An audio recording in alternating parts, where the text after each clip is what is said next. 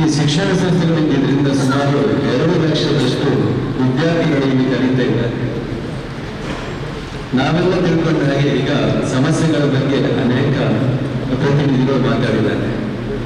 ಆದರೆ ನಾವೀಗ ಈ ವಿದ್ಯಾರ್ಥಿಗಳನ್ನು ಮಂಗಳೂರಲ್ಲಿ ಅಥವಾ ದಕ್ಷಿಣ ಕನ್ನಡ ಜಿಲ್ಲೆಯಲ್ಲಿ ನಿಲ್ಲಿಸಬೇಕಾದ್ರೆ ನಾವು ಉದ್ಯೋಗ ಕೊಡಬೇಕಾಗುತ್ತೆ. ಆದರೆ ಕಳೆದ ಕೆಲವು ದಿನಗಳ ಹಿಂದೆ ನಡೆದಂತ ಘಟನೆಗಳು ನಡೆದರೆ ಇದು ರಾಷ್ಟ್ರ ಮಟ್ಟದಲ್ಲಿ ಅಂತಾರಾಷ್ಟ್ರೀಯ ಮಟ್ಟದಲ್ಲಿ ನ್ಯೂಸ್ಗಳಾಗ್ತದೆ.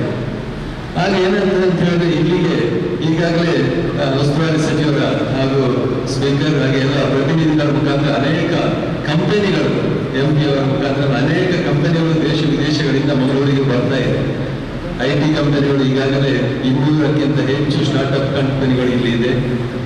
ಈಗ ಎಲ್ಲರಿಗೆ ಅಭಿವೃದ್ಧಿ ಆಗ್ತಾ ಇದೆ. ಇಲ್ಲಿ ನಮ್ಗೆ ಉದ್ಯೋಗ ಸಿಗ್ತದೆ ಅಂತ ಹೇಳುವಂತದ್ದಿದೆ.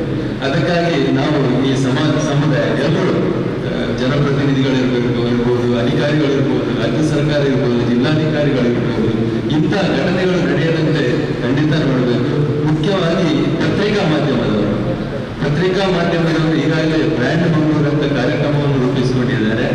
ಆ ನ್ಯೂಸ್ಗಳನ್ನು ಆದಷ್ಟು ನೆಗೆಟಿವ್ ನ್ಯೂಸ್ಗಳು ಈಗಾಗಲೇ ವಾಟ್ಸಪ್ಗಳಲ್ಲಿ ಬರುವಂತಹ ನ್ಯೂಸ್ಗಳ ಬಗ್ಗೆ, ಸೈಬರ್ ಕ್ರೈಮ್ಗಳ ಬಗ್ಗೆ ತುಂಬಾ ವಿಚಾರ ಮಾತಾಡಿದ್ರು.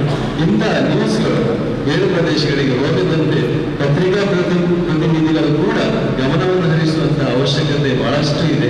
ಯಾಕೆಂತ ಹೇಳಿದ್ರೆ ಇಲ್ಲಿ ಸಣ್ಣ ಘಟನೆಗಳು ಆದ ಕೂಡಲೇ ಅದು ಪತ್ರಿಕಾ ಮುಖಾಂತರ, ದೃಶ್ಯ ಮಾಧ್ಯಮಗಳ ಮುಖಾಂತರ ದೇಶ ವಿದೇಶಗಳಿಗೂ ಹೋಗುತ್ತೆ. ಅದನ್ನೆಲ್ಲ ಇಂಡಸ್ಟ್ರಿಯಲಿಸ್ಟ್ಗಳು ನೋಡ್ತಾರೆ. ಆಗ ಇಲ್ಲಿಗೆ ಇಂಡಸ್ಟ್ರಿಗಳು ಬರೋದು ಸ್ವಲ್ಪ ಕಡಿಮೆ ಆಗುತ್ತೆ ಅಂತ ಹೇಳುವಂಥದ್ದು ನಮ್ಮದು ಚಿಂತನೆ. ಆದ್ದರಿಂದ ಕ್ರಡೈ ಸಂಸ್ಥೆಯ ಮುಖಾಂತರ ನಾವು ಅನೇಕ ಸಭೆಗಳನ್ನು ಸರ್ಕಾರದ ಮುಖಾಂತರ ಜಿಲ್ಲಾಡಳಿತದಲ್ಲಿ ಅನೇಕ ಸಭೆಗಳನ್ನು ಕೂಡ ಮಾಡುವಂತ ಸಂದರ್ಭದಲ್ಲಿ ಇದನ್ನು ಗಮನಕ್ಕೆ ತರ್ತಾ ಇದ್ದೇವೆ. ಯಾಕೆಂತ ಹೇಳಿದ್ರೆ ಅಭಿವೃದ್ಧಿ ನಮಗೆ ಖಂಡಿತ ಬೇಕು. ಇಲ್ಲಿ ಇಂಥ ಶಾಲಾ ಕಾಲೇಜುಗಳು ಇರುವಾಗ ನಾವು ಅಭಿವೃದ್ಧಿ ಕಡಿಮೆ ಆದರೆ ಶಿಕ್ಷಣ ಸಂಸ್ಥೆಗಳಿಗೂ ಹೊಡೆತ ಬೀಳುತ್ತದೆ. ಆದ್ರಿಂದ ನಮ್ದು ಒಂದು ಅಭಿಪ್ರಾಯ ಇಷ್ಟೇ.